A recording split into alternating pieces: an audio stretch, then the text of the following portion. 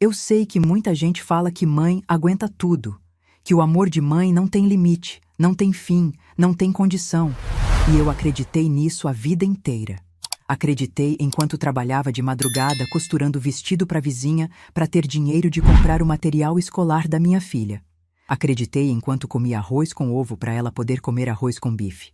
Acreditei enquanto usava o mesmo par de sapatos por 3 anos para ela ter tênis novo todo semestre. Acreditei com tanta força que esqueci de me perguntar uma coisa simples. E eu? Quem cuida de mim? Me chamo Marlene Aparecida Duarte, tenho 67 anos e essa história começa numa manhã de sábado que parecia igual a todas as outras. Uma manhã quieta, com sol entrando pela janela da cozinha, pássaros cantando lá fora e o cheiro do café que eu tinha acabado de passar. Uma manhã que não dava nenhum sinal de que ia mudar minha vida para sempre. Eu estava sentada na minha cadeira de sempre, aquela que fica perto da janela, com a xícara azul que meu marido Osvaldo me deu no nosso 10º aniversário de casamento. Era a única xícara que eu usava para o café da manhã, todo santo dia desde que ele partiu. Pode parecer bobagem, mas quando segurava aquela xícara, era como se um pedaço dele ainda estivesse ali comigo. O Osvaldo tinha esse jeito, sabe? De estar presente mesmo quando não estava, nos detalhes, nos objetos, na música que ele assobiava pela casa. Naquela manhã, eu estava rolando o celular com aquela preguiça gostosa de fim de semana, sem pressa, sem compromisso, passando por fotos de receitas, vídeos de gato, mensagens de bom dia daqueles grupos de senhoras que a gente participa sem saber como entrou. Até que vi uma foto que me fez parar de respirar. Renata, minha filha, de vestido branco. Era um vestido simples, elegante, com flores delicadas no cabelo. Ao lado dela, Gustavo, de terno escuro, com aquele sorriso largo que ele sempre usava quando queria impressionar alguém. Atrás deles, uma mesa com bolo, champanhe, arranjos de flores, um cartório enfeitado com bom gosto, pessoas sorrindo, brindando, levantando taças. Um casamento. Minha filha tinha se casado, e eu estava descobrindo por uma foto no Instagram. Como qualquer pessoa, como uma desconhecida. Como alguém que não importava o suficiente para receber nenhuma ligação, nenhuma mensagem, nem um convite rabiscado num pedaço de papel. Meus olhos foram para os comentários. Um por um, fui lendo. Que casal lindo! Felicidades eternas. Vocês merecem tudo de bom. Amigos parabenizando. Colegas de trabalho desejando felicidades. Emojis de coração, de aliança, de champanhe. Uma amiga dela escreveu: Renata, você estava radiante. Sua sogra deve estar tão orgulhosa. E Renata respondeu com um emoji sorridente. Só isso. Nenhuma correção. Na verdade, minha mãe não pôde ir. Nada. Fui até o perfil dela. Tinha mais fotos. Uma sequência inteira. Renata assinando o livro no cartório. Gustavo colocando a aliança. Os dois brindando com champanhe. Uma foto com os padrinhos. E ali, no meio daqueles rostos sorridentes, reconheci Dona Sônia, a mãe do Gustavo, com um vestido de seda e um colar de pérolas, ocupando o lugar que deveria ser meu. A mãe do noivo estava lá. A mãe da noiva não. Li cada comentário, cada legenda, cada marcação. Procurei meu nome, uma menção, um agradecimento, uma dedicatória. Uma linha que fosse dizendo: minha mãe não pôde estar aqui, mas ela está no meu coração. Nada. Absolutamente nada. Eu não existia naquela cerimônia. Não existia naquela festa. Não existia naquela decisão. Minha filha, a menina que eu criei sozinha, que eu carreguei no colo quando tinha febre, que eu ensinei a andar de bicicleta no quintal, que eu segurei pela mão no primeiro dia de escola, tinha dado o passo mais importante da vida dela. E decidiu com todas as letras, que eu não merecia estar ali. Coloquei o celular na mesa, devagar, como se ele pesasse toneladas. Olhei para a xícara azul do Osvaldo. O café já estava morno, quase frio, e senti algo acontecer dentro de mim que eu não consigo explicar direito. Não foi dor. Dor eu já conhecia. Dor eu senti quando o Osvaldo caiu naquela garagem e o silêncio tomou conta de tudo. Aquilo era outra coisa. Era como se uma corda que me puxava para baixo há anos tivesse finalmente arrebentado. E no lugar do peso veio um vazio estranho. E dentro desse vazio, pela primeira vez, veio clareza. Minha primeira reação foi pegar o telefone de novo. Meus dedos foram sozinhos para o número da Renata. Eu vi os números na tela, todos ali, esperando que eu apertasse o botão verde. E a mãe dentro de mim gritava. Gritava alto, dizia: liga, pergunta por quê, chora se precisar, implora se for necessário, faz qualquer coisa, mas não perde tua filha. Meu dedo ficou sobre aquele botão por um tempo que pareceu uma eternidade. E então eu olhei para a parede da sala. Ali, entre a estante e a janela, tinha uma foto que eu nunca tirei do lugar. O Osvaldo segurando a Renata bebê no colo, com aquele sorriso enorme de pai de primeira viagem, e eu do lado, com cara de cansada, mas com os olhos brilhando. Naquela foto, a gente era uma família inteira. Naquela foto, ninguém tinha vergonha de ninguém. Olhei para o rosto do Osvaldo naquela foto e lembrei da noite em que ele partiu. A noite em que eu sentei no corredor da nossa casa, ouvindo a Renata chorar baixinho no quarto, abraçada com o rádio velho do pai. Ela tinha 9 anos. E naquela madrugada, com o peito partido e os olhos secos porque eu não podia me dar ao luxo de desmoronar, eu fiz uma promessa silenciosa. Osvaldo, eu cuido dela, custe o que custar. E eu cuidei. Por quase 30 anos, eu cuidei. Custou minhas noites, custou meus sonhos, custou minha juventude, custou meu corpo, minha saúde, minha vaidade. Custou tudo que eu tinha e muito do que eu não tinha. Eu dei cada gota de mim para aquela menina crescer com dignidade, com estudo, com amor. E o que eu recebi de volta? Uma foto no Instagram, entre emojis de coração de gente que nem sabe o nome da minha mãe. Apaguei o número da tela, coloquei o celular virado para baixo na mesa. Olhei para o Osvaldo na foto mais uma vez e disse baixinho, quase sem voz: eu cuidei, Osvaldo, eu cuidei como prometi. Agora preciso cuidar de mim.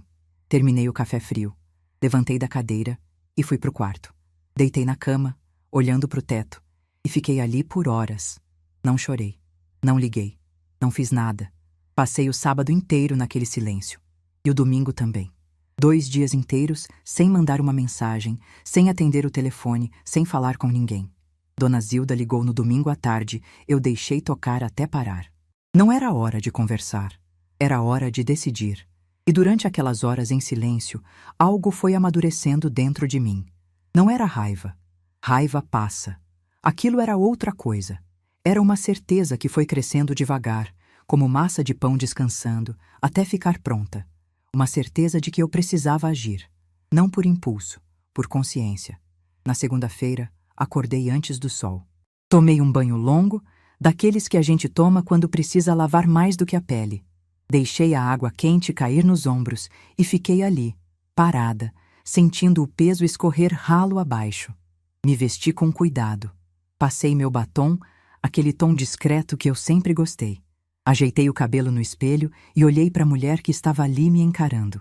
Ela parecia diferente, parecia mais inteira. Peguei minha bolsa, minhas chaves e saí de casa.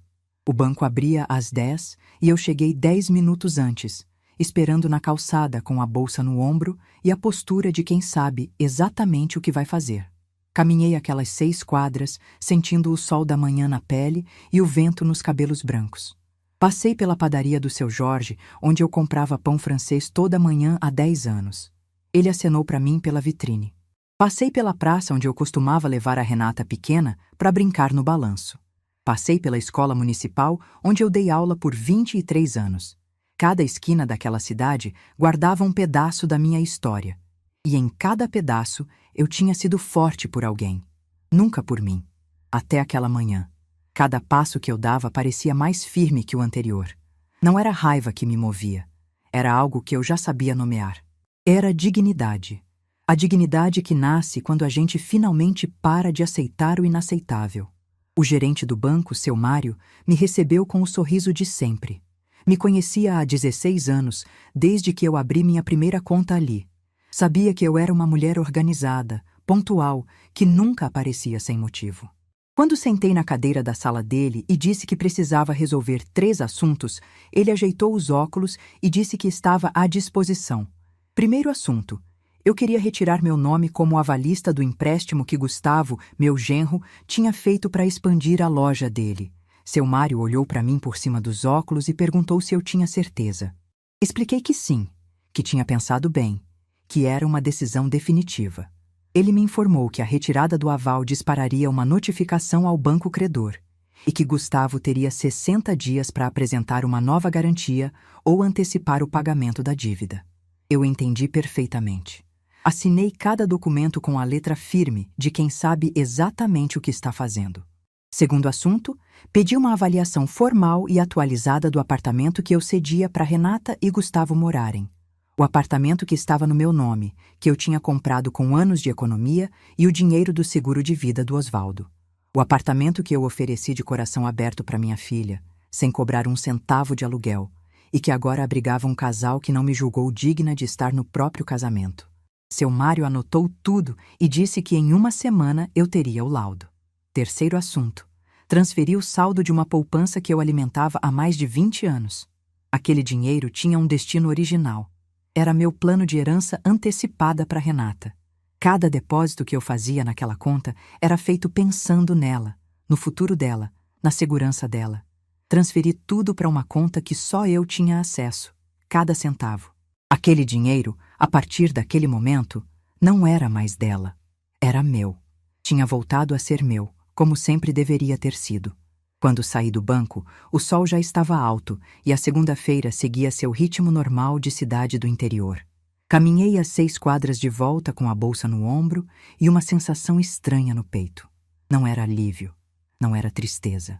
Era como se eu tivesse tirado um vestido apertado que usava há décadas e finalmente pudesse respirar fundo. Cada documento que assinei naquela manhã era um fio que eu cortava. E com cada fio cortado, meus ombros ficavam mais leves. Cheguei em casa, fiz um café novo e fui para a varanda. Sentei na cadeira de vime que eu tinha comprado numa feira de antiguidades, estiquei as pernas e fechei os olhos. O sol da tarde batia no meu rosto e o vento trazia um cheiro de jasmim do jardim da vizinha. E ali, naquele silêncio que era só meu, eu senti algo que não sentia há anos. Paz. Não a paz de quem desistiu. A paz de quem decidiu. Peguei meu celular e olhei a foto do casamento mais uma vez. Desta vez, não doeu. Olhei para o rosto da Renata, para o sorriso dela, e disse baixinho: "Eu te amo, filha." Mas acabou. Acabou de eu ser invisível. Coloquei o celular na mesa e tomei mais um gole de café. Quente, forte, amargo, do jeito que eu gostava. Do jeito que o Osvaldo fazia. Eu sabia que aquele silêncio não ia durar para sempre. Sabia que em algum momento, quando as consequências do que eu fiz chegassem até eles, alguém viria bater na minha porta. E eu estaria aqui, na minha cadeira, com meu café, com minha calma, esperando. O que eu não sabia é que levaria pouco mais de uma semana, e que quem viria não seria minha filha. Seria ele, o genro que nunca me olhou nos olhos. Chegaria com a camisa amassada, o rosto vermelho, a testa brilhando de suor. E diria uma frase que eu nunca vou esquecer enquanto viver. Mas isso, eu conto no a seguir 10 dias. Foi o tempo que levou para alguém aparecer na minha porta. 10 dias desde aquele sábado em que vi a foto no Instagram. 10 dias em que não liguei para Renata, não mandei mensagem, não perguntei sobre o casamento, não dei parabéns, não chorei em voz alta. 10 dias em que tomei meu café toda manhã na xícara azul do Osvaldo, sentei na varanda, olhei para os pássaros e respirei um ar que parecia mais limpo a cada manhã que passava. Na terça-feira da semana seguinte, pontualmente às 4 da tarde, a campainha tocou. Eu estava na cozinha preparando um bolo de fubá. Tinha acabado de colocar a forma no forno e o apartamento inteiro cheirava a milho e manteiga. Limpei as mãos no pano de prato, arrumei o cabelo atrás da orelha e fui até a porta sem pressa. Olhei pelo olho mágico. Gustavo. Sozinho. Sem Renata. A camisa social meio amassada, como se ele tivesse puxado a gola várias vezes no caminho até ali. O rosto vermelho, a testa brilhando de suor. As mãos inquietas nos bolsos da calça, como se não soubesse o que fazer com elas. Ele olhava para o chão, depois para o teto, depois para o chão de novo. Abri a porta. E naquele momento, aconteceu algo que nunca tinha acontecido em todos os anos que eu conhecia aquele homem. Gustavo me olhou nos olhos. De verdade. Não aquele olhar de passagem que ele sempre me dava, como quem olha para um móvel no corredor. Ele me olhou com medo, com desespero, com a cara de quem acordou e descobriu que o chão debaixo dos pés não era tão firme assim. E disse com a voz trêmula, quase engolindo as palavras: "Sogra, a senhora fez o quê?" Eu sorri. Não um sorriso de deboche, não um sorriso de raiva. Um sorriso calmo, daqueles que a gente dá quando finalmente está em paz com uma decisão. Abri mais a porta, dei passagem e voltei para a cozinha. Peguei a xícara azul, servi meu café, sentei na minha cadeira e tomei um gole longo. O café estava na temperatura perfeita. Amargo, forte, quente. Do jeito que o Osvaldo fazia. Gustavo ficou parado na porta da cozinha, como se precisasse de autorização para entrar. Eu não ofereci cadeira. Não ofereci café. Não ofereci nada. Apenas fiquei ali, tomando meu café, esperando. Ele começou a falar, atropelando as palavras, misturando explicações com acusações, tentando ao mesmo tempo se justificar e me convencer. Disse que o banco tinha mandado uma notificação, que sem meu aval ele tinha 60 dias para arranjar outra garantia ou pagar tudo antecipado. Disse que não tinha esse dinheiro, que a filial da loja ainda não dava lucro suficiente, que isso ia acabar com ele. Disse que eu estava destruindo o futuro da minha própria filha. Quando ele terminou de falar, eu tomei mais um gole do café e disse, com a mesma calma de quem comenta sobre o tempo: "Gustavo, vocês tomaram uma decisão sobre a minha vida sem me consultar. Agora, eu tomei uma decisão sobre a minha vida sem consultar vocês. Acho justo, não é?" Ele abriu a boca para responder. Não saiu nada. Ficou ali parado mais uns segundos e depois saiu sem fechar a porta. Eu levantei, fechei a porta devagar e voltei para o meu café. Mas para vocês entenderem o peso daquele momento, preciso voltar no tempo. Preciso contar como eu cheguei ali. Como uma mulher que passou a vida inteira dando tudo, acabou numa cadeira de cozinha tomando café enquanto o mundo do genro desmoronava. E por que eu não senti culpa nenhuma? A história começa com o Osvaldo. Eu conheci meu marido numa festa junina da paróquia do bairro quando eu tinha 19 anos. Ele tinha 22, trabalhava numa gráfica e tinha as mãos sempre manchadas de tinta. Me chamou para dançar quadrilha com aquele jeito tímido que me encantou na hora. Ele era daqueles homens que não falavam muito, mas quando falavam, cada palavra tinha peso. Não era bonito de propaganda, mas era bonito de verdade, sabe? Do tipo que olha para você e você sente que ele tá ali inteiro. Casamos 2 anos depois. Ele com 24, eu com 21. Uma cerimônia simples na mesma paróquia onde a gente se conheceu. Minha mãe costurou meu vestido. O bolo foi feito pela minha sogra. Os convidados eram os vizinhos, os amigos da gráfica, as amigas da escola onde eu dava aula. Não teve banda, não teve buffet caro, não teve carro decorado, teve amor. Daquele que não precisa de plateia. Osvaldo era um homem de hábitos. Todo domingo lavava o carro na garagem assobiando Detalhes, do Roberto Carlos, a música que ele cantava para mim desde o nosso primeiro dia dos namorados. Toda noite, antes de dormir, passava na cozinha e dizia: "O café de amanhã tá por minha conta." E de manhã, sem falta, o café estava pronto antes de eu acordar. 15 anos juntos, e ele nunca esqueceu um único café.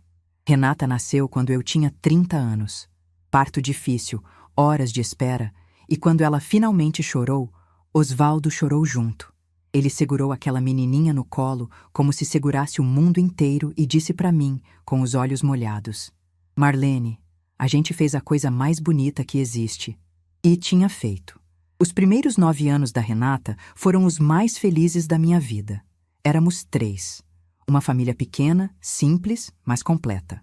Osvaldo trabalhava na gráfica de dia e fazia bico de eletricista à noite para a gente juntar dinheiro. Eu dava aula de português na escola municipal e cuidava da casa. A Renata enchia a casa de bagunça, de risada e de perguntas que a gente não sabia responder. Até aquele domingo. Eu estava na cozinha preparando o almoço.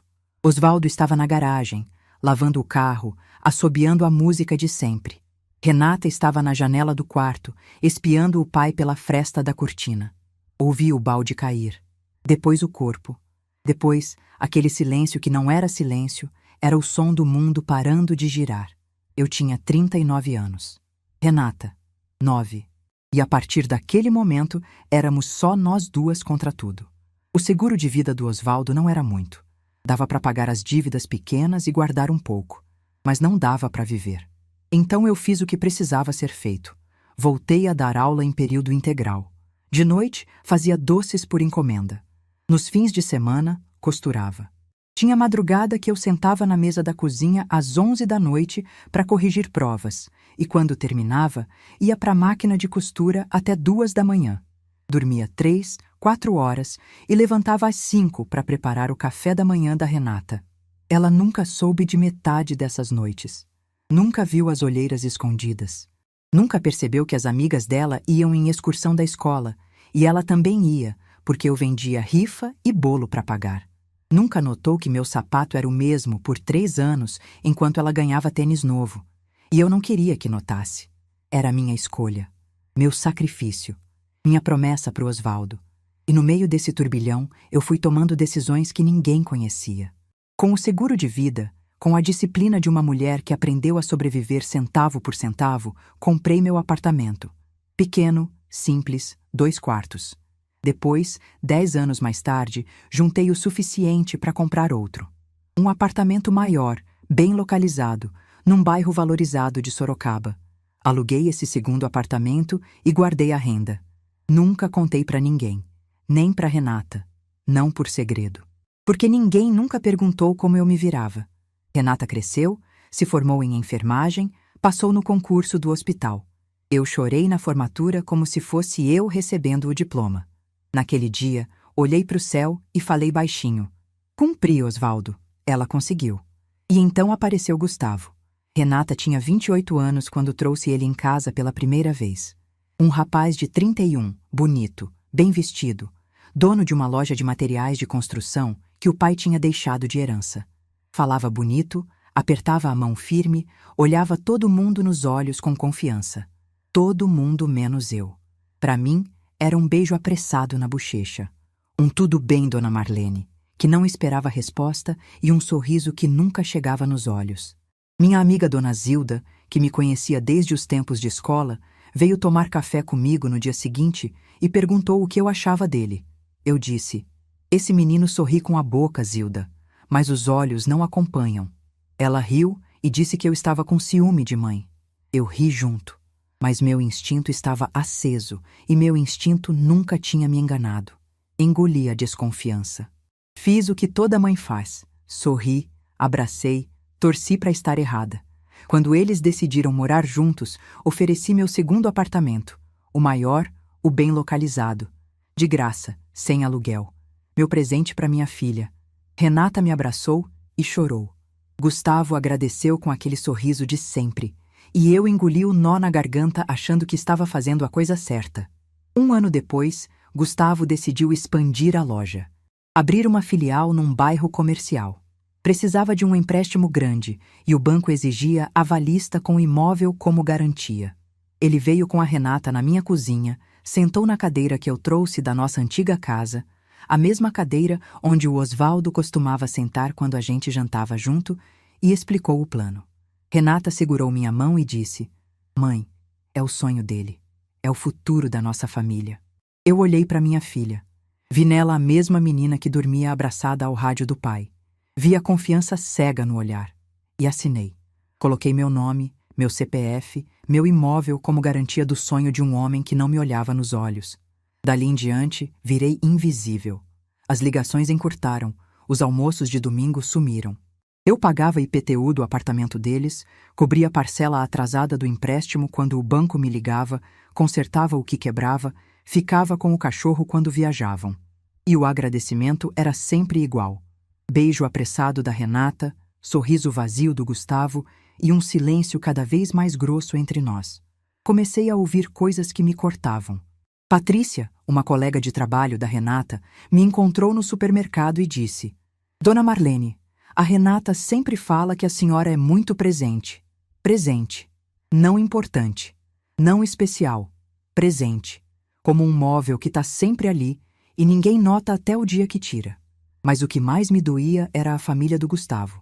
Dona Sônia, a mãe dele, era uma mulher que media o valor das pessoas pelo tamanho da conta bancária. Nos poucos almoços em família, ela fazia questão de mencionar a casa de praia, as viagens internacionais, o carro importado. Uma vez, na minha frente, perguntou para Renata: "Sua mãe ainda dá aula naquela escolinha municipal?" O "naquela escolinha" foi como uma lâmina. Renata ficou vermelha, mas não disse nada, e eu também não, porque era isso que eu fazia. Engolia, sorria, voltava para casa e chorava sozinha no banheiro com o chuveiro ligado para abafar o som. Esse era meu papel. Ou, pelo menos, o papel que eu deixei me convencerem a aceitar. Teve uma noite, um mês antes do casamento escondido, que quase me quebrou. Era aniversário do Osvaldo. Todo ano eu cozinhava o prato favorito dele, frango ao molho com batata, acendia uma vela e ficava na mesa lembrando dos nossos anos juntos. Liguei para Renata perguntando se queria vir jantar comigo, como fazíamos quando ela era menina. A resposta veio rápida. "Não posso, mãe. Tenho compromisso com a família do Gustavo." Família do Gustavo. Como se eu fosse uma estranha. Como se os 15 anos de casamento com o Osvaldo, os quase 30 anos criando ela sozinha, não fossem família o suficiente. Desliguei o telefone. Sentei na cadeira da cozinha. Olhei para o prato de frango que eu tinha feito para 2 e comi sozinha. E naquela noite, entre o cheiro do molho e o silêncio da casa, eu comecei a entender uma coisa que ainda não tinha nome. Minha bondade tinha virado costume. E ninguém agradece por costume. Ninguém respeita costume. Costume é o que a gente tem sem precisar pedir. E eu tinha me tornado isso na vida da minha filha. Algo que ela tinha sem precisar pedir, sem precisar valorizar, sem precisar merecer. Eu só não sabia que faltava pouco, muito pouco, para eu descobrir até onde ia essa falta de consideração. Porque o pior ainda não tinha acontecido. O pior estava numa foto no Instagram, esperando por um sábado de manhã para me destruir. Ou melhor, para me reconstruir. Mas o que aconteceu depois que o Gustavo saiu do meu apartamento naquela terça-feira, o que Renata fez quando soube de tudo, e a verdade que ela deixou escapar entre lágrimas. Isso mudou tudo. E é exatamente o que eu vou contar agora. Gustavo saiu do meu apartamento naquela terça-feira sem fechar a porta.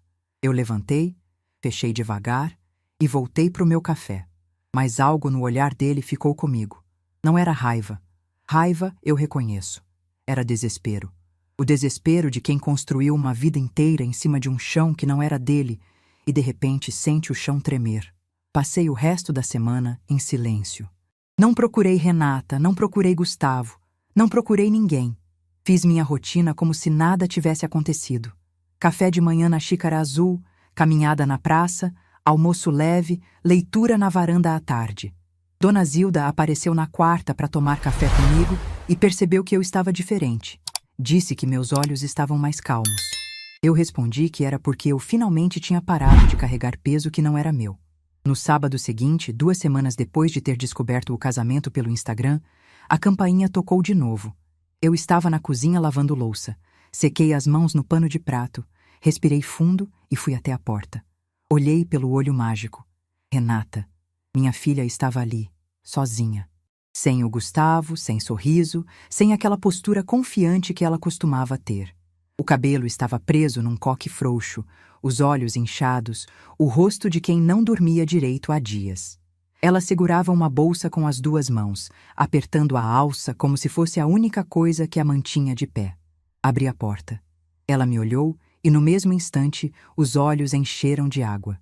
Ficou ali parada, sem conseguir falar, com o lábio tremendo igual tremia quando era criança e fazia alguma coisa errada e não sabia como contar. Eu não disse nada.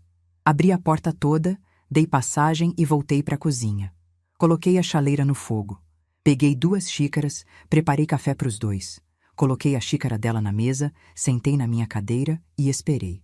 Renata entrou devagar, como se estivesse pedindo licença para entrar na vida de alguém. Sentou na cadeira da frente, pegou a xícara com as 2 mãos e ficou olhando para o café sem beber. O silêncio entre nós durou quase 1 minuto inteiro. Era um silêncio pesado, desses que a gente sente na pele como umidade antes da chuva. E então ela começou a falar. Começou pedindo desculpas. Disse que sabia que tinha errado, que não devia ter escondido o casamento, que se arrependia todos os dias desde que viu que eu não tinha mandado nenhuma mensagem. Disse que esperou eu ligar. Esperou eu mandar um áudio revoltada. Esperou eu aparecer na porta da casa dela, fazendo escândalo. E quando nada disso aconteceu, quando o silêncio foi ficando mais longo a cada dia, ela entendeu que alguma coisa muito séria tinha mudado. Eu escutei tudo tomando meu café. Não interrompi, não fiz cara de nada, não dei sinal nenhum. Só ouvi. Renata continuou.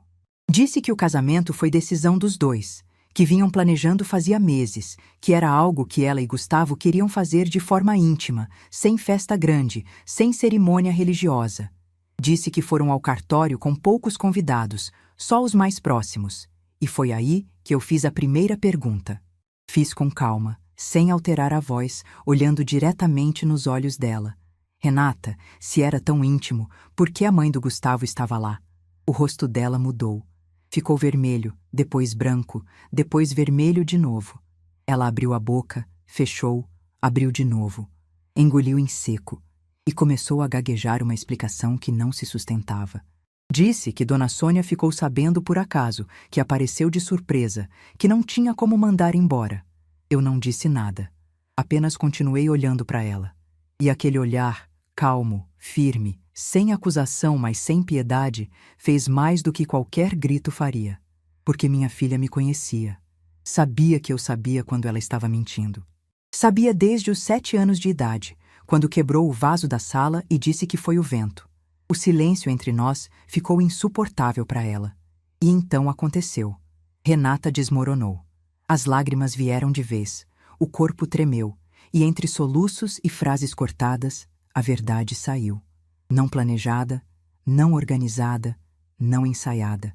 Saiu como sai uma represa quando a parede cede. Ela me contou que Gustavo vinha falando há meses que o casamento precisava ser discreto, que a família dele tinha um certo padrão, que os convidados precisavam ser compatíveis com o ambiente. Renata disse que no começo não entendeu o que ele queria dizer. Até que, numa noite, enquanto jantavam na casa dos sogros, Dona Sônia disse uma coisa que Renata jurou que nunca ia repetir para ninguém. Dona Sônia disse com aquela voz educada e gelada que ela usava para disfarçar crueldade de elegância. Renata, querida, você sabe que eu adoro sua mãe, mas convenhamos, ela ia destoar. Imagina uma professora aposentada no meio dos nossos amigos? Ela não ia se sentir à vontade. É melhor para todo mundo. Destoar. Essa foi a palavra que minha filha engoliu em silêncio e guardou dentro dela como uma pedra no bolso. Destoar. Como se eu fosse uma nota errada numa música, como se eu fosse um móvel fora do lugar, como se 30 anos criando minha filha sozinha, costurando de madrugada, vendendo rifa, dormindo 3 horas por noite, tivessem me tornado inadequada para assistir ela assinar o papel mais importante da vida dela. E o pior não foi o que Dona Sônia disse. O pior foi o que veio depois. Renata me olhou com os olhos vermelhos e disse quase sem voz. E eu concordei, mãe. Eu concordei porque achei que era mais fácil, porque achei que a senhora nem ia saber, porque achei que depois eu contava e a senhora ia entender. Achei que a senhora ia entender. Fiquei olhando para minha filha por um longo tempo. Olhei para o rosto dela, para os olhos inchados, para as mãos que tremiam segurando a xícara. E vi pela primeira vez uma coisa que me doeu mais do que qualquer palavra. Vi que minha filha não me excluiu por maldade. Me excluiu por conveniência. Porque ao longo dos anos eu ensinei ela que podia fazer qualquer coisa comigo, e eu ia entender. Que podia cancelar almoços, e eu ia entender. Que podia me tratar como invisível, e eu ia entender. Que podia me excluir do casamento, e eu ia entender. Porque eu era a mãe que sempre entendia. A mãe que nunca reclamava. A mãe que engolia tudo com um sorriso e dizia, tudo bem, filha. E ali, naquela cozinha, com o café esfriando entre nós, eu entendi que a culpa não era só dela. Era minha também. Eu passei uma vida inteira ensinando minha filha que meu amor não tinha condições. E ela aprendeu direitinho. Aprendeu que eu estaria sempre ali, independente do que fizesse. E usou essa certeza para me deixar de fora do dia mais importante da vida dela. Respirei fundo, coloquei a xícara na mesa e disse, com a voz mais calma que eu já usei na vida, Renata, eu te amo. Nunca vou deixar de te amar. Mas o que vocês fizeram mudou uma coisa dentro de mim que não volta mais. Eu passei 30 anos sendo a mãe que entende tudo. Agora eu preciso ser a mulher que se respeita. Ela chorou mais. Pediu para eu voltar atrás, disse que o Gustavo estava desesperado com a questão do empréstimo, que eles não tinham como pagar o apartamento se eu vendesse, que as coisas podiam ser diferentes dali para frente. Perguntou se eu não podia dar mais uma chance. Eu olhei para ela e disse: Filha, eu dei chances a vida inteira. Dei chances quando me senti invisível na minha própria vida. Dei chances quando fui excluída das decisões sobre o apartamento que eu mesma comprei. Dei chances quando paguei parcela atrasada de empréstimo sem receber nenhum obrigado. Dei tantas chances que esqueci de dar uma chance para mim mesma. E agora é a minha vez. Renata ficou em silêncio. Eu levantei, peguei a xícara dela que estava cheia e intocada, lavei na pia, sequei com o pano de prato e guardei no armário. Aquele gesto simples disse mais do que qualquer discurso. A visita estava encerrada. Ela saiu sem dizer nada. Na porta virou e me olhou com aquele olhar de menina perdida que eu conhecia tão bem. A mesma menina que chorava abraçada ao rádio do pai. E por um segundo que durou uma eternidade, eu quase voltei atrás. Quase abri os braços e disse: Vem cá, filha, a gente resolve. Quase deixei a mãe dentro de mim vencer mais uma vez. Mas não deixei. Porque eu finalmente tinha entendido que ser boa mãe não significava ser mãe sem limites. Que amar não significava aceitar qualquer coisa. Que a melhor lição que eu podia dar para minha filha naquele momento não era perdão fácil. Era mostrar para ela que toda mulher, independente da idade, tem o direito de ser respeitada. Inclusive pela própria filha. Fechei a porta. Voltei para a cozinha. E pela primeira vez em muitos dias, chorei. Não chorei de tristeza. Chorei de luto. Luto pela relação que eu achava que tinha com minha filha. Luto pela imagem que eu tinha dela.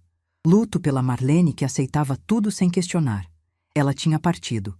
E no lugar dela, estava nascendo uma mulher que eu ainda estava aprendendo a conhecer. Na segunda-feira seguinte, seu Mário me ligou do banco. O laudo da avaliação do apartamento tinha ficado pronto. Passei lá no início da tarde para buscar. Quando abri o envelope e li o valor, precisei ler 2 vezes. O apartamento valia muito mais do que eu imaginava. O bairro tinha se valorizado enormemente nos últimos anos, com escolas boas, comércio forte, acesso fácil ao centro. Aquele imóvel que eu comprei com sacrifício e suor agora valia o suficiente para eu viver com tranquilidade pelo resto da vida. Saí do banco e fui direto na imobiliária. A corretora, uma moça chamada Juliana, disse que apartamentos naquela região tinham fila de espera. Se o preço fosse justo, venderia em semanas. Autorizei a venda, assinei o contrato e quando saí de lá com a cópia na bolsa, senti a mesma coisa que senti no banco. Cada documento assinado era um fio cortado. E eu estava cada vez mais leve. Naquela mesma semana, procurei a doutora Beatriz, advogada que Dona Zilda me indicou. Contei minha história inteira, sem omitir nada. Ela ouviu com paciência e foi clara. Eu tinha todo o direito de vender meu imóvel, ninguém podia me impedir, e podia enviar notificação formal dando prazo para desocupação. Me disse algo que ficou marcado. Dona Marlene, muitas mulheres da nossa idade são convencidas pela família de que não podem tomar decisões próprias. Mas família que funciona é família que respeita. E respeito começa reconhecendo que cada pessoa tem autonomia sobre o que é dela. Na quinta-feira, a notificação foi entregue. Renata e Gustavo tinham 30 dias para desocupar o apartamento. Dona Zilda me ligou à noite, depois que soube pela vizinhança. Disse que o bairro inteiro estava comentando que ninguém acreditava que eu tinha tomado aquela atitude. Perguntou se eu estava bem. Eu disse que estava mais bem do que nunca. Ela ficou em silêncio por uns segundos e depois disse: Marlene, o Osvaldo ia ter muito orgulho de você. Aquela frase me pegou desprevenida. Precisei respirar fundo para não chorar no telefone, porque era exatamente isso que eu precisava ouvir. Não que eu estava certa, não que eles mereciam, mas que o homem que me amou de verdade, o homem que fazia meu café toda manhã e assobiava detalhes pela casa, teria orgulho da mulher que eu estava me tornando. Naquela noite, sentada na varanda com as luzes da cidade piscando lá embaixo, eu pensei no Osvaldo. Pensei em como ele reagiria se soubesse de tudo o que aconteceu. E tive certeza de uma coisa. Ele não ia pedir para eu perdoar. Não ia pedir para eu engolir. Ele ia olhar para mim com aqueles olhos calmos e ia dizer o que sempre dizia quando eu ficava em dúvida sobre alguma coisa. Marlene, faz o que teu coração mandar, mas faz de cabeça erguida. Era exatamente o que eu estava fazendo.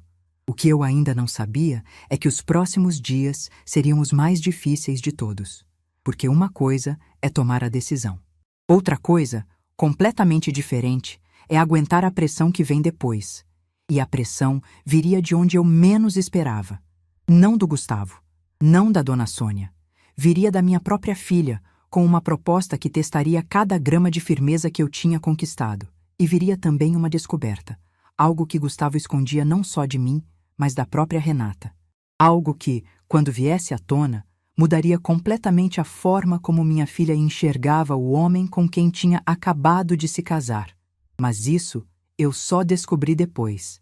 E quando descobri, entendi que meu silêncio naquele sábado de manhã não tinha sido apenas uma escolha. Tinha sido uma proteção.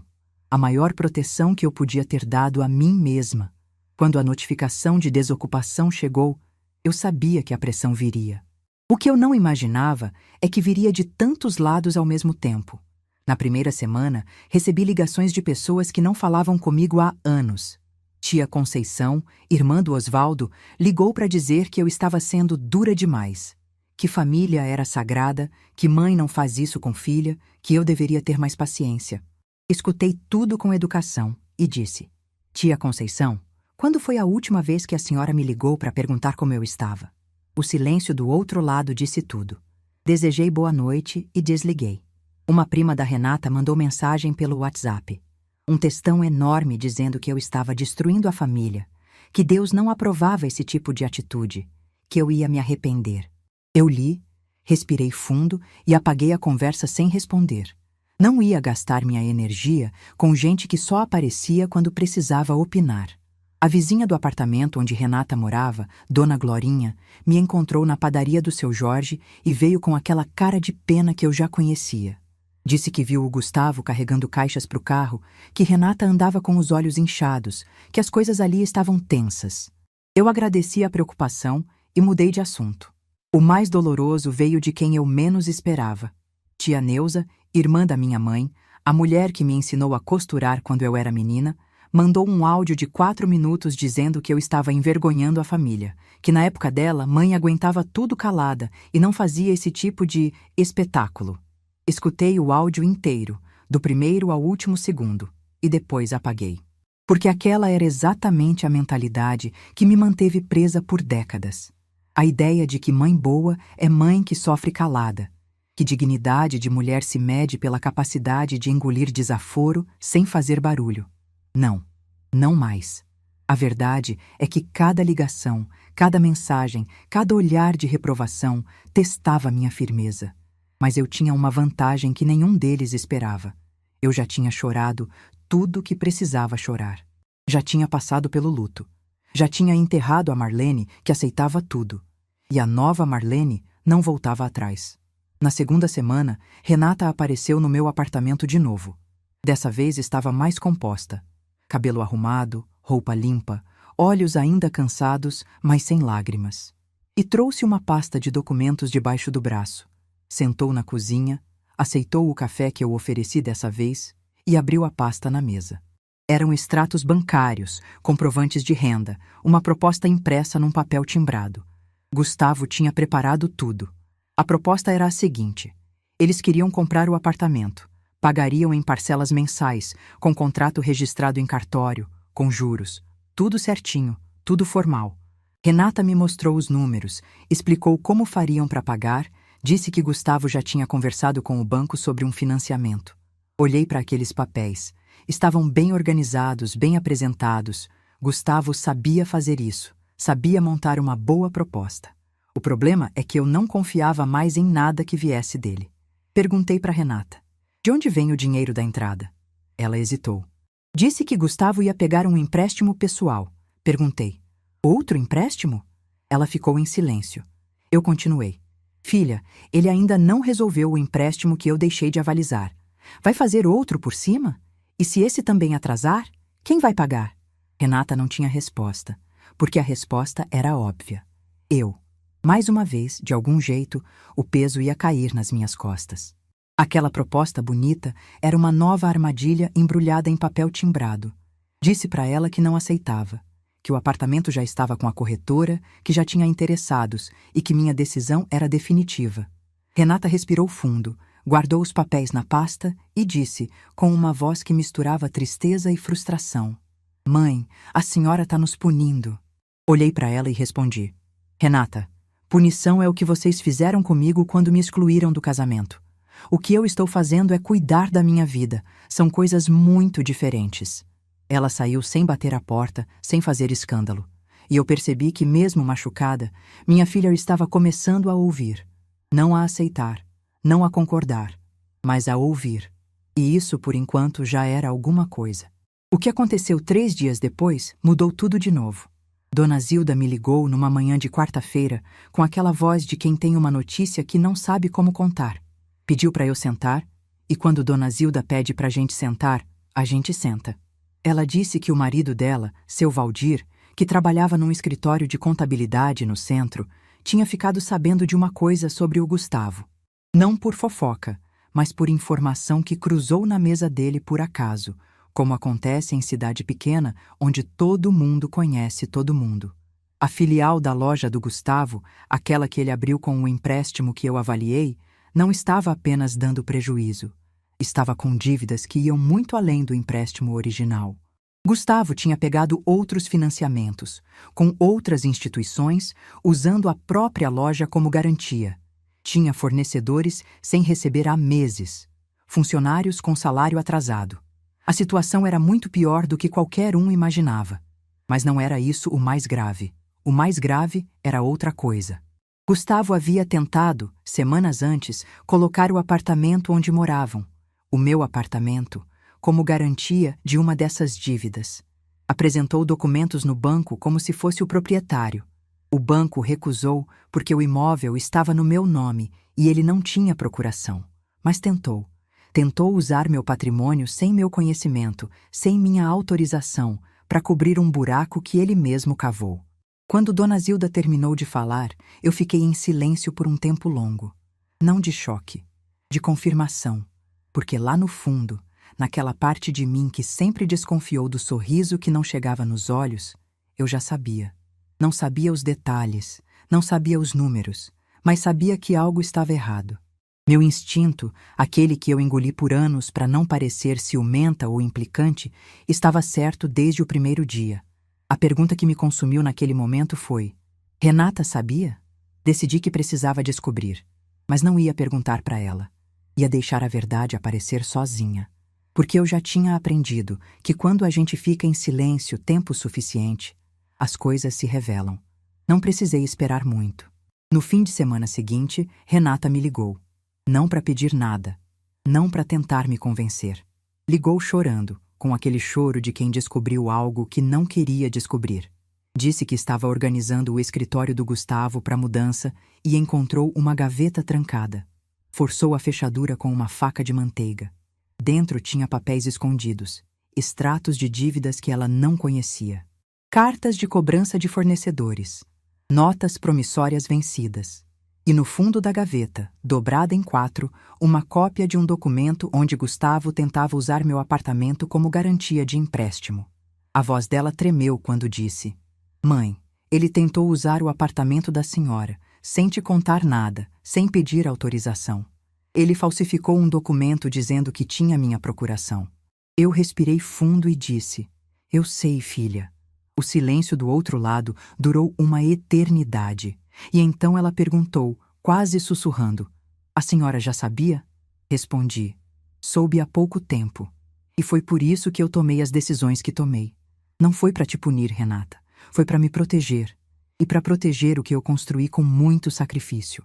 Naquele momento, escutei minha filha chorar de um jeito que eu não ouvia desde que ela tinha 9 anos. Era o mesmo choro. O choro de quem perde uma certeza. Quando criança, ela perdeu o pai. Agora, estava perdendo a imagem que tinha do marido. E eu, do outro lado da linha, segurei o telefone com força e fiz a coisa mais difícil que uma mãe pode fazer: Não corri para salvá-la. Não disse, vem pra cá que a mamãe resolve. Não ofereci dinheiro, não ofereci abrigo, não ofereci solução. Fiquei ali, ouvindo, presente, mas sem invadir, porque minha filha era uma mulher adulta. E mulheres adultas precisam enfrentar as consequências das próprias escolhas, mesmo quando essas escolhas partem o coração. Quando ela se acalmou, eu disse apenas, Renata, eu te amo. Isso nunca mudou e nunca vai mudar. Mas você precisa abrir os olhos para a vida que está vivendo. E essa é uma decisão que só você pode tomar. Desligamos. E eu fiquei sentada na cozinha, olhando para a xícara azul do Osvaldo, pensando em como a vida dá voltas que a gente não espera. Eu comecei essa jornada querendo proteger minha dignidade e acabei, sem querer, abrindo os olhos da minha filha para algo que ela se recusava a enxergar. 2 semanas depois, o apartamento foi vendido. Um casal jovem, recém-casado, que estava procurando o primeiro imóvel. Pagaram à vista. Juliana, a corretora, me ligou numa sexta-feira à tarde com a notícia. Eu agradeci, desliguei, sentei na varanda e fiquei olhando para o céu até escurecer. Renata e Gustavo se mudaram para um apartamento alugado num bairro mais afastado, menor, mais simples. Soube por Dona Zilda que a mudança foi tensa, que Gustavo mal falava, que Renata fez tudo praticamente sozinha com a ajuda de uma amiga do hospital. Soube também que ele teve que vender a filial da loja para cobrir parte das dívidas. A loja original, a que o pai dele deixou, ainda estava funcionando, mas sem a mesma força de antes. Dona Sônia, que sempre falava tão alto e com tanta certeza, ficou estranhamente quieta. Ninguém mais mencionou casa de praia nem viagem internacional. No dia em que assinei a escritura de venda no cartório, eu levei comigo a xícara azul. Pode parecer bobagem, mas eu precisava dela ali. Precisava sentir que o Osvaldo estava comigo naquele momento. Assinei meu nome com a mesma letra firme de sempre. Recebi o comprovante, guardei na bolsa e saí. Na calçada do cartório, parei. Olhei para o céu limpo de Sorocaba e respirei fundo. Senti o cheiro de terra molhada que vinha de algum jardim próximo. E disse baixinho, pronto, Osvaldo, agora é só nosso. O que construímos juntos está seguro. Naquela noite, fiz algo que não fazia há muito tempo. Cozinhei para mim mesma com capricho. Frango ao molho com batata, o prato favorito do Osvaldo. Arrumei a mesa com toalha limpa, coloquei a xícara azul no lugar dela, acendi uma vela e sentei. Comi devagar, saboreando cada garfada, lembrando de cada domingo em que a gente almoçava junto, com a Renata pequena fazendo bagunça e o Osvaldo assobiando aquela música. Chorei um pouco, mas eram lágrimas diferentes. Não eram de dor, nem de saudade amarga. Eram lágrimas de uma mulher que finalmente podia dizer que tinha feito a coisa certa, pela memória do marido, pela própria dignidade, e mesmo que Renata não entendesse agora, pelo exemplo que estava deixando para ela, porque no fundo, tudo o que eu fiz naqueles meses foi ensinar minha filha a lição que eu mesma demorei 67 anos para aprender, que amor próprio não é egoísmo, é sobrevivência, que ninguém pode te valorizar se você não se valoriza primeiro, e que às vezes a forma mais corajosa de amar alguém é dizer não. O dinheiro da venda caiu na minha conta numa segunda-feira. Olhei para o extrato e vi um número que representava muito mais do que dinheiro.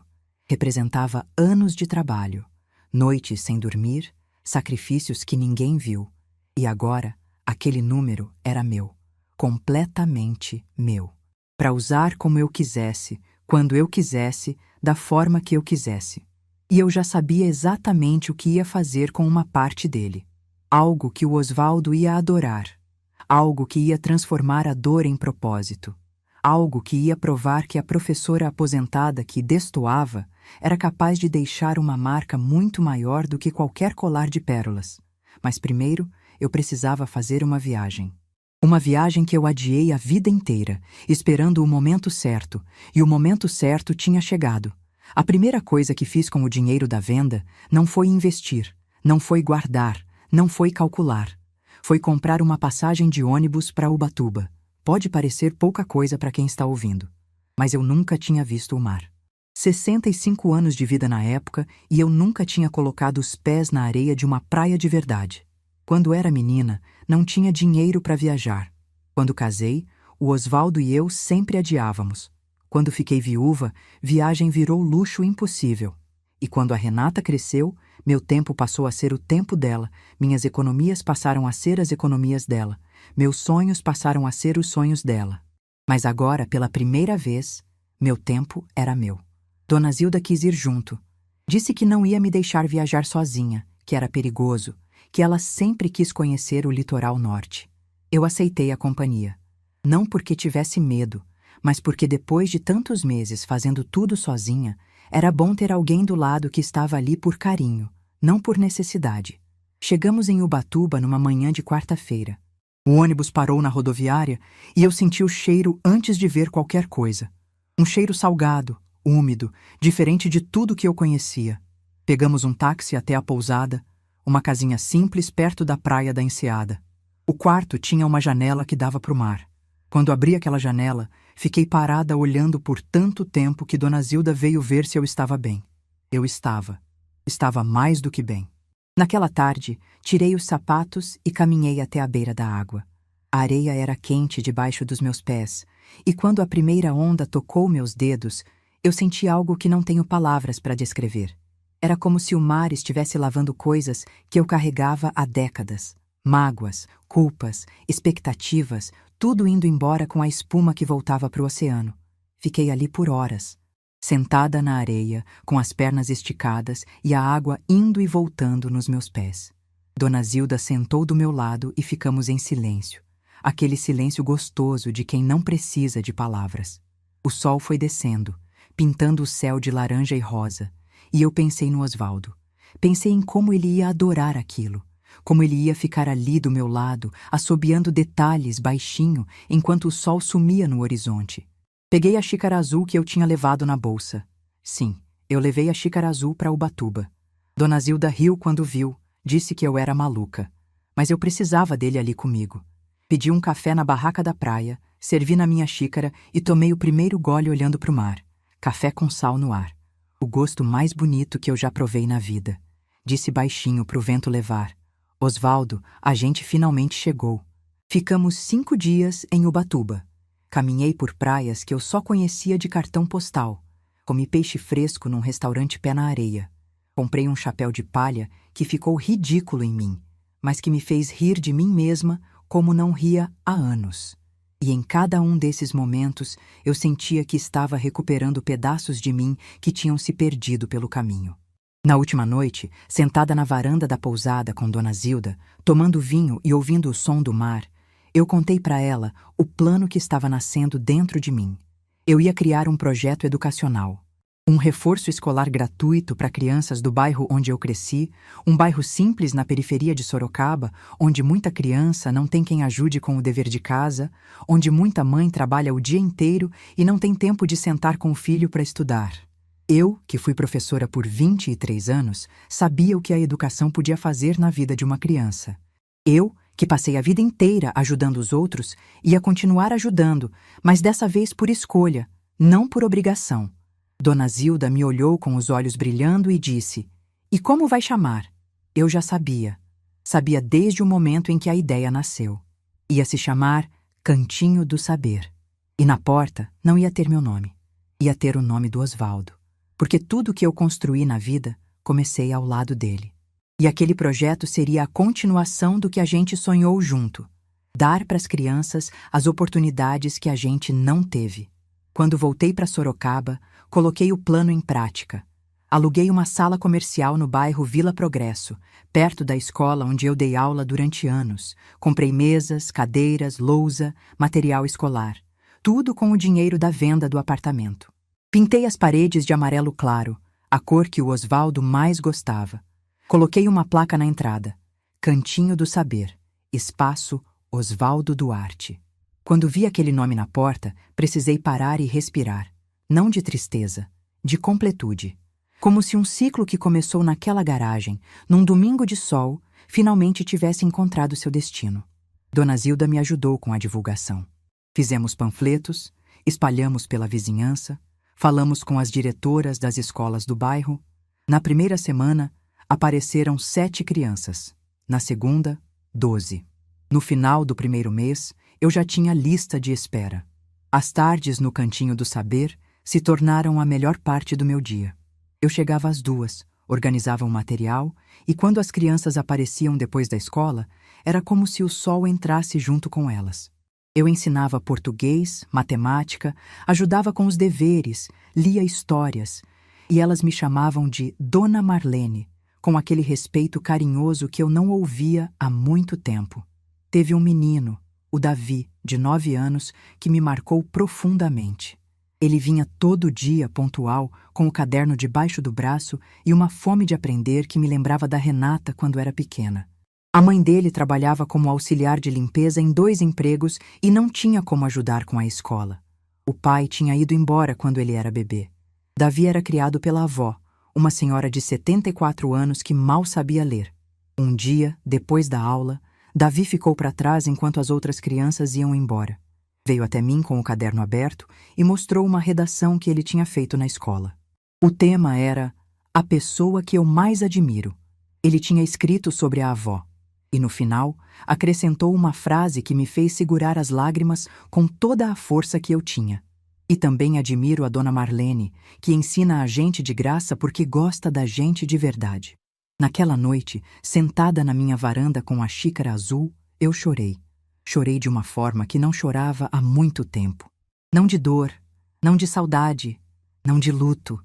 Chorei porque finalmente entendi para que serviam todos aqueles anos de sacrifício. Não era para que minha filha me agradecesse. Não era para que alguém reconhecesse meu esforço. Era para que eu me tornasse a mulher que eu era agora. Uma mulher que sabia ensinar, que sabia acolher, que sabia que seu valor não dependia de ser aceita por ninguém. A professora aposentada que destoava no casamento da própria filha, agora era a mesma professora que estava mudando a vida de 15 crianças num bairro da periferia. Sem colar de pérolas, sem vestido de seda, com giz na mão e amor sobrando. Dona Sônia, se pudesse ver, talvez entendesse que a verdadeira elegância não se mede pelo que a gente veste, mas pelo que a gente deixa no mundo. 4 meses depois da inauguração do Cantinho do Saber, Renata apareceu. Eu estava organizando os livros depois da aula quando ouvi a porta abrir. Virei e ela estava ali, parada na entrada, olhando para a sala, para as paredes amarelas, para as mesas pequenas, para os desenhos das crianças colados na parede. E olhando para a placa com o nome do pai. Ficou ali em silêncio por um tempo longo. Eu não disse nada. Continuei organizando os livros, esperando. Ela caminhou devagar até a placa, tocou o nome do Osvaldo com a ponta dos dedos e fechou os olhos. Quando abriu, estavam cheios de água. Ela disse com a voz baixa: "Ele ia amar isso, mãe." Respondi: "Eu sei." Sentamos nas cadeirinhas das crianças, uma de frente para a outra, com os joelhos quase no queixo. E pela primeira vez em quase 2 anos, conversamos de verdade. Sem acusações, sem desculpas. Apenas 2 mulheres conversando sobre a vida. Renata me contou que ela e Gustavo estavam passando por um momento difícil. Que a descoberta dos documentos na gaveta tinha abalado tudo. Que ela estava aprendendo, com dor, que o homem por quem tinha aberto mão da própria mãe não era quem ela achava que era. Disse que não sabia se o casamento ia sobreviver, mas que estava buscando ajuda para entender o que queria. Eu escutei tudo. E dessa vez, não dei conselho. Apenas disse: "Filha, o que quer que você decida, eu vou estar aqui. Mas aqui, agora tem condições. Respeito é a primeira delas." Ela assentiu devagar. E então, perguntou se podia ajudar no Cantinho do Saber. Disse que queria vir nos sábados, que como enfermeira podia dar palestras sobre higiene e saúde para as crianças. Eu olhei para ela e vi algo que não via há muito tempo nos olhos da minha filha: humildade. A humildade de quem finalmente entendeu que não era o centro do universo. Disse que sim, que ela seria bem-vinda, mas que ali, naquele espaço, ela era voluntária como qualquer outra pessoa. Não era filha da dona. Era alguém que veio ajudar. Ela entendeu. Hoje, quase 2 anos depois daquela foto no Instagram, eu posso dizer que minha vida é completamente diferente. Não diferente porque ficou mais fácil. Diferente porque ficou mais verdadeira. Moro no meu apartamento, aquele que comprei em silêncio quando ninguém perguntava como eu me virava. Tomo meu café toda manhã na xícara azul, sentada na varanda, olhando para os pássaros. Dou aula no Cantinho do Saber 3 vezes por semana. Viajo quando quero. Leio os livros que sempre adiei. Tenho amigas que me veem como Marlene, não como a mãe de alguém. Renata e eu nos falamos regularmente, mas em termos diferentes, nos meus termos. Ela vem me visitar quando eu convido, liga quando eu tenho vontade de atender. Traz flores às vezes, sem motivo, sem pedir nada em troca. Está aprendendo, devagar e com tropeços, que amor de mãe existe sim, mas que respeito não é opcional. Gustavo nunca mais me olhou da mesma forma, não com raiva, com algo que talvez seja consciência. A consciência de quem subestimou completamente a mulher errada. Nas poucas vezes que nos cruzamos, ele me cumprimenta com um respeito que nunca existiu antes. Não sei se é sincero, mas também não importa mais. Ele deixou de ter poder sobre como eu me sinto. Dona Sônia nunca me procurou, nunca se desculpou. E eu não espero que faça isso. Algumas pessoas passam pela nossa vida para nos ensinar exatamente o que não queremos ser. E por essa lição, mesmo sem saber, ela me fez mais forte. Outro dia, o Davi me perguntou por que eu tinha dado o nome do meu marido para o projeto. Eu sentei do lado dele e contei a história do Osvaldo. Do homem que assobiava detalhes na garagem todo domingo. Do homem que fazia meu café toda manhã e nunca esqueceu um único dia. Do homem que olhou para nossa filha recém-nascida e disse que a gente tinha feito a coisa mais bonita que existe. Davi ouviu calado e depois disse: "Ele parecia ser muito legal, dona Marlene." Eu sorri e respondi: "Era, Davi, o melhor homem que eu conheci." Naquela noite, sozinha na minha varanda, com a cidade acendendo as luzes lá embaixo e o café quente na xícara azul, eu pensei no Osvaldo. E ouvi, bem baixinho, como se viesse de dentro do meu peito, a voz dele dizendo aquilo que ele sempre dizia: "Marlene, faz o que teu coração mandar, mas faz de cabeça erguida." Eu fiz, Osvaldo. De cabeça erguida. E se eu pudesse voltar àquela manhã de sábado, aquele momento em que vi a foto no Instagram e o mundo pareceu desabar, eu faria tudo de novo. Exatamente igual. Porque aquela dor não me destruiu. Me devolveu a mim mesma. E descobrir quem a gente é, mesmo que tarde, mesmo que aos 67 anos, é a maior conquista que existe. Meu silêncio naquele sábado foi a coisa mais barulhenta que eu já fiz na vida. E esse barulho, essa coragem, essa escolha de colocar minha dignidade acima de tudo, é o que eu deixo para quem está ouvindo essa história. Não como conselho, como prova. Prova de que nunca é tarde para exigir respeito. Nunca é tarde para começar de novo. E nunca, nunca mesmo, é tarde para tomar um café em paz. Se essa história tocou seu coração, deixe seu like, se inscreva no canal e comente aqui embaixo. No meu lugar, o que você faria? Sua mensagem pode iluminar o dia de alguém.